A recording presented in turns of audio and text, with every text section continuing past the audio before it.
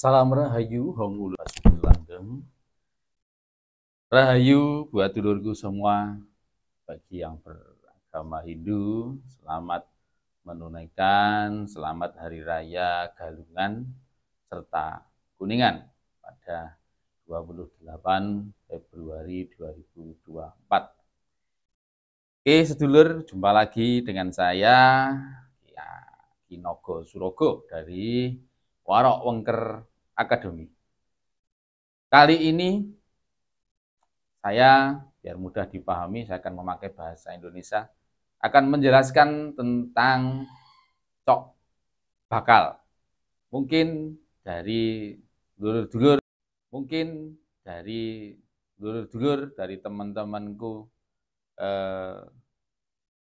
semua belum ada, mungkin ada yang belum tahu tentang cok bakal yang selalu kita gunakan ketika kita melaksanakan ritual dalam setiap sembahyang atau setiap kita melakukan kunjungan atau kita ke candi-candi. Nah,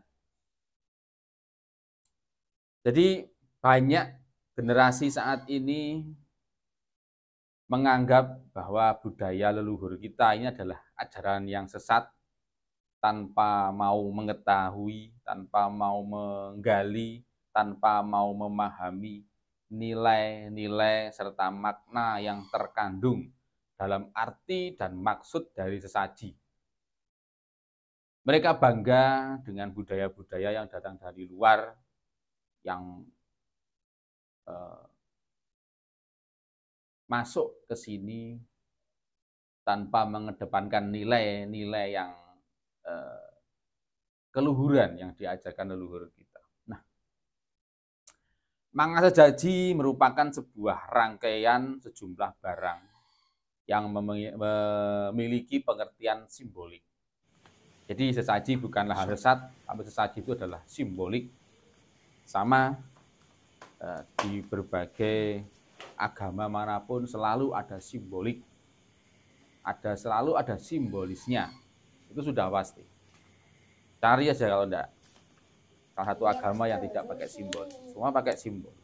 Nah, kebetulan leluhur kita menerjemahkan sesuai dengan budaya, sesuai dengan adat istiadat yang diciptakan oleh leluhur kita yang sangat luar biasa. Sesaji ini misalnya cok bakal, ya, isinya lengkap. Kita akan bahas sisi cok bakal yang lengkap, karena di berbagai daerah mungkin ada yang isinya sebagian, ada yang tidak, itu ada. Nanti kita bahas isinya yang lengkap. Nah, dalam berbagai upacara tradisi, khususnya dari Nusantara ini, pasti ada bentuk sesaji yang kita akan bahas khususnya di Jawa. Sesaji tersebut ada yang disebut dengan cok bakal. Cok bakal atau cikal bakal. Cok itu cikal, bakal itu adalah permulaan. Cikal bakal, asal usul. Nah, cok bakal ini mempunyai makna yaitu cikal bakaling urip dumadining jagat sakalir. Elingo marang purwo duksino jantraning gesang. Yang artinya adalah asal mula kehidupan dan seluruh alam semesta. Ingat kepada awal asal-usul laku kehidupan. Nah, atau disebut dalam orang Jawa adalah sangkan paraning dumadi. Nah, jadi cok bakal ini merupakan simbolis dari penciptaan alam semesta. Penciptaan alam semesta itu merupakan sebuah simbolik yang digelar oleh leluhur kita dalam bentuk yang namanya cok bakal yang ada dalam takir. atau dalam wadah tertentu. Cok bakal ini mengingatkan pada awal dan akhir perjalanan hidup manusia yang ditandai oleh sesuatu pemahaman tradisional, yaitu pemahaman leluhur kita, mengawali pedaring ilmu sangkan paraning dumadi. Bahwasannya cok bakal ini sama dengan mengungkap isi dunia, mengungkap isi alam semesta. Bisa jadi dikatakan adalah mengungkap isi dari sangkan paraning dumadi itu sendiri. Cok bakal bisa diartikan adalah asal adanya manusia dan kawitan alam semesta. Di dalam upacara dari sejak zaman dahulu kala, orang Jawa itu tidak pernah meninggalkan rangkaian sesaji, baik sesaji yang bisa dimakan, baik sesaji yang tidak bisa dimakan, atau sesaji yang hanya pisusung. Pisusung itu adalah diperuntukkan untuk leluhur kita. Itu semacam rasa ungkapan terima kasih. Jadi tidak diwujudkan dalam bentuk sesaji, tapi sesaji pisusung atau mantra-mantra itu termasuk juga sesaji pisusung. Nah, biasanya dipakai untuk hajat mantu, tetaan atau sunatan, atau membangun rumah, nyadran leluhur, memetik padi, bedah bumi, membuat sumur, atau duduk pondasi, bangun rumah, atau apa itu namanya kalau bangun rumah itu naikkan kuda-kuda atau molonya itu banyak sekali. Hampir seluruhnya ada yang namanya cok bakal. Nah, kita akan bahas tentang isi cok bakal dan artinya. Ini yang perlu kita ketahui bagi teman-temanku, saudara-saudaraku yang dari Warok Wengker ataupun dari rekan-rekan yang di luar Warok Wengker, dari remaja-remaja penerus dari leluhur kita harus tahu bahwasanya isi cok bakal yang lengkap. Yang pertama itu adalah ikan teri. Ikan teri itu termasuk ikan kecil itu ya, ikan kecil yang kecil biasanya ada. Ikan teri. Itu adalah simbol yang mewakili kehidupan di air. Itu terus ada yang kedua adalah empon-empon, termasuk kunyit, kencur, jahe. Ini merupakan simbol tanaman yang berbuah ada di dalam bumi, atau umbi-umbian, karena nggak mungkin pakai ketela, jadi kita pakai kencur, jahe ini. Nah, terus biji-bijian. Biji-bijian ini termasuk merica, pala, ketumbar, kacang, kedelai, jagung, ya. Terus bisa juga itu ada beras atau padi, ya, dan sebagainya. Yang mewakili itu adalah simbol dari perwakilan tanaman yang berbuahnya di daratan. Itu adalah simbolnya, kita simbolkan dari biji-bijian. Nah, juga sama, yang keempat adalah keluak dan kemiri. Merupakan simbol tanaman yang buahnya ada di angin, ya, di atas atau di udara. Ada 4 ya. Terus yang kelima adalah kelapa satu iris, atau kalau di sini dinamakan cikalan atau cikal, ya. Itu artinya bahwasanya cikalan itu sudah diakal atau diatur, wis diakal atau sudah diatur, itu kita sebut dengan cikalan. Nah, atau bisa diartikan wis dimulai, atau cikalan itu tadi sudah dimulai dan sudah diatur. Berarti kalau sudah dimulai itu sudah diatur permulaannya bagaimana, makanya disebut cikalan. Nah, terus yang keenam adalah lombok, garam, gula, ya. Lombok, garam, gula itu biasanya selalu ada Nah, maknanya adalah simbol dari rasa. Dalam kehidupan ini selalu ada rasa. Pedas, manis, pahit, asam, terus gurih. Dan manusia tak lepas dari rasa itu. Tak lepas dari rasa suka dan duka. Itu yang keenam. Yang ketujuh adalah badek. Badek itu merupakan air dari tape. Jadi tape ketan atau tape beras itu kita bikin tape, agak lama, nanti muncul air lah. Airnya itu yang kita sisihkan dan itu yang dinamakan badek. Badek atau kalau orang Jawa itu ngarani baunya badek, bau tidak enak. Ya, itu merupakan simbol dari bayangan kita. Simbol dari nafsu, simbol dari emosi. Jadi bayangan itu adalah keegoisan kita. Egois banget itu keegoisan. Ya. Terus ada juga kaca, suri atau jungkas, ya, atau sisir. Itu merupakan simbol bahwa dalam kehidupan ini ada yang ditata dan menata agar rapi, agar indah, agar harmonis. Dan kita juga harus mengaca pada diri kita, biar kita juga bisa menata, dan biar juga kita bisa ditata. Ya, siapa yang menata? Ya diri kita. Nah, yang kesembilan adalah gedang. Gedang ini mempunyai arti bahwasanya gede kang ginandang, yaitu besar cita-cita kita. Besar cita-citanya manusia, itu sangat besar. Dan yang ke-10 itu ada tebu. Adalah anteping kalbu. Yaitu artinya adalah mantap pendirian, tidak mudah goyah.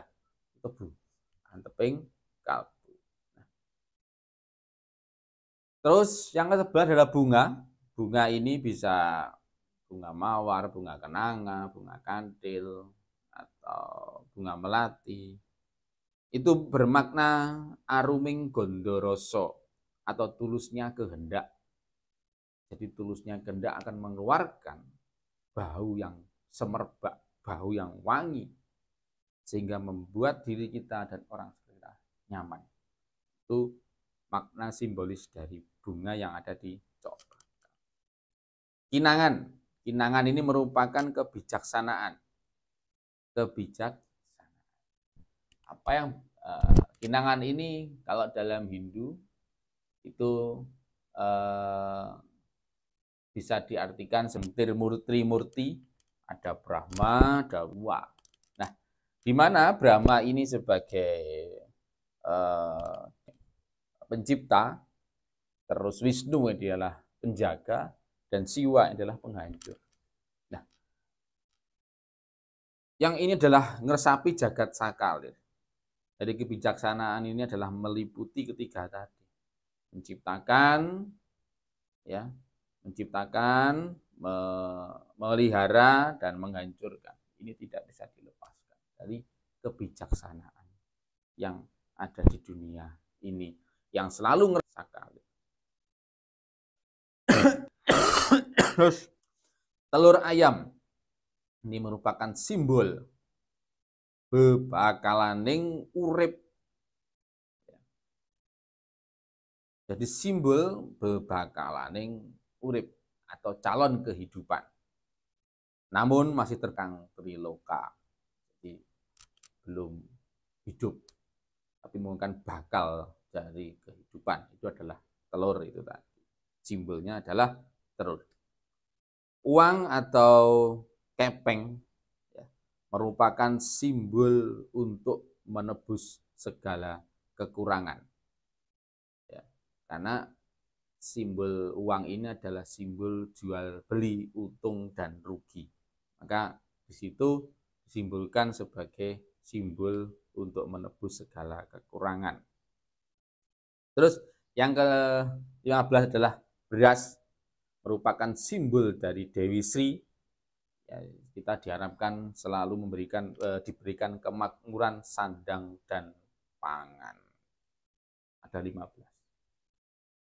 Ada 15 sesajen lengkap untuk cok bakal. Yang pertama adalah teri tadi. Terus yang kedua adalah biji-bijian, empon-empon, terus ada bunga, ya. Terus ada tebu, ada gedang, ada badek, ada lombok, garam, gula, kelapa, macam-macam. Ada 15 item ya pada cok bakal yang lengkap. Nah,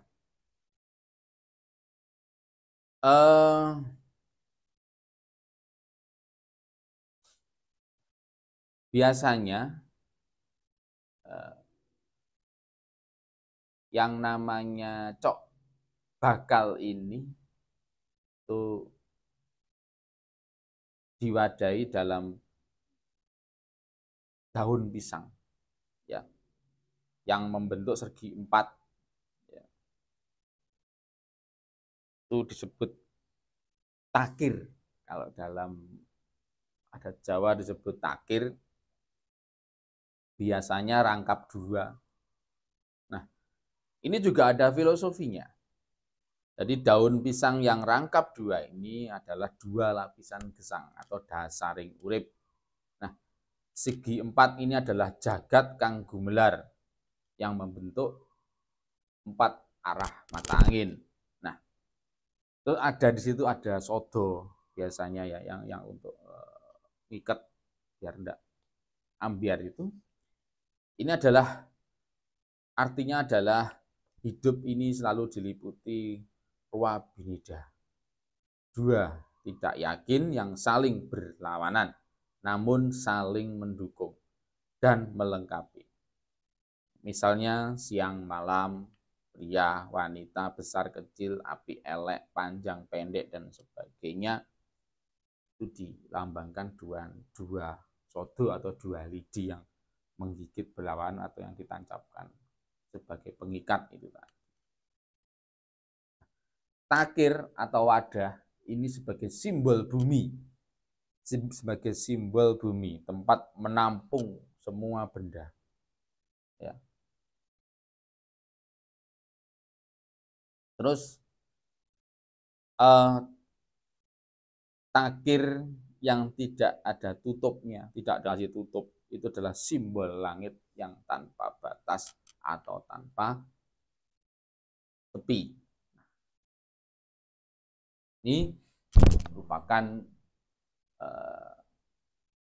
sebuah filosofi cok bakal, penggambaran kelengkapan dan miniaturnya alam semesta yang dipersembahkan kepada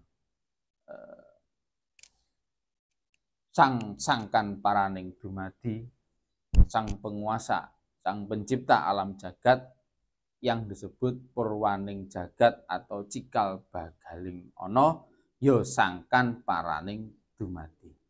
Jadi jangan sampai kita, anak cucu kita durhaka kepada leluhur Nusantara yang luar biasa ini. Mari mengenali, memahami budaya bangsa, leluhur, dan jati diri bangsa. Jangan sedikit-sedikit sesat, jangan sedikit-sedikit kafir, jangan sedikit-sedikit salah tanpa kamu tahu apa sih makna yang ada di situ. Jangan sampai apa yang dianugerahkan Tuhan kepada alam semesta yang dilewatkan leluhur kita mengingkarinya. Ya. Jangan sampai kita durhaka kepada leluhur. Sekian bisa sampaikan. Terima kasih. Hong ulun basuki langgeng. Salam rahayu rahayu rahayu.